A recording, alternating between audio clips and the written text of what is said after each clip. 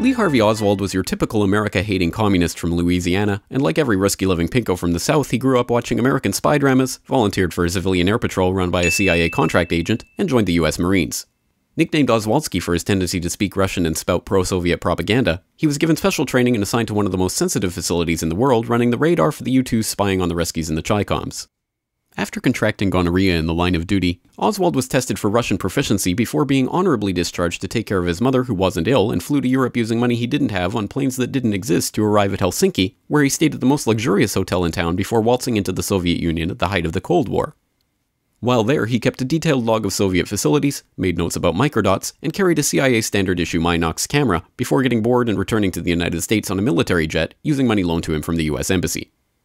After waltzing back into the United States after supposedly defecting to the enemy at the height of the Cold War, he settled back in New Orleans where he appeared in radio and TV interviews, got into fistfights on the street, and handed out leaflets from a pro-Castro Cuban group sharing office space with an ex-FBI agent involved in government-sponsored anti-Castro Cuban groups.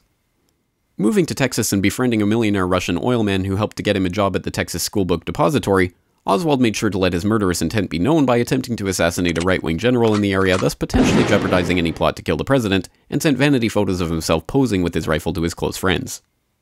On the morning of November 22, 1963, Lee Harvey Oswald went to work in the Schoolbook Depository where the president just happened to be driving by. After somehow getting the Secret Service to stand down before entering Dealey Plaza, Oswald set up a makeshift sniper's nest and got off 3 shots in 6 seconds, leaving 4 bullets without leaving any nitrate on his cheek, a feat that has never been duplicated, including 1 bullet that managed to cause 7 entry-exit wounds, a feat that has never been duplicated, penetrating 15 inches of tissue, 4 inches of rib, and a radius bone, to come out in almost perfect condition on a stretcher in the hospital while no one was looking, a feat that has never been duplicated. He then ran downstairs and got himself a Coke from the vending machine within seconds of the assassination before heading home, grabbing his things, walking down the street, shooting a police officer, ducking into a movie theater, and waiting to be arrested. After jumping up and pulling his gun on the police officers who swarmed the theater, he was let out the front door, or the back, and taken into police custody. While there, he is not charged with the murder of the president. Did you kill the president? No, I've not been charged with that. In fact, nobody has said that to me yet. And like any self-respecting America-hating communist grandstander who had just killed the President of the United States in a pinko rage, denied he had anything to do with it. I'm just a patsy. Before being transferred to county jail, he was shot on live TV by a 2-bit Union Mafia stooge, supposedly torn by grief at the death of the president, whose brother he personally hated, later claiming that it was part of a conspiracy the world will never know. The world will never know the true facts. Luckily, the crusading journalist of the unbiased media told the public the straight truth about what happened. His head could be seen to move violently forward. Hoover wrote a memo that weekend demanding that the public be convinced that Lee Harvey Oswald was the lone assassin. LBJ appointed a commission telling Commissioner Warren that he had to find that Lee Harvey Oswald was the lone assassin, and, as luck would have it, that commission concluded, "Now, what about the doctor at Parkland Hospital who reportedly said the president was wounded in the front?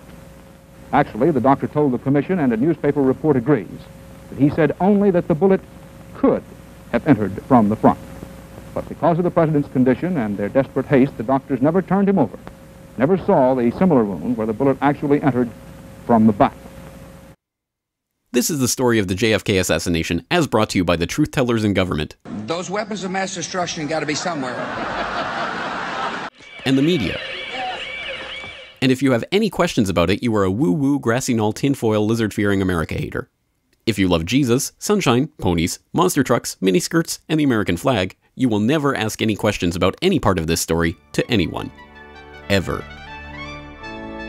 This message has been brought to you by the CIA, Joint Chiefs of Staff, Warren Commission, and the MSM. Because ignorance is strength.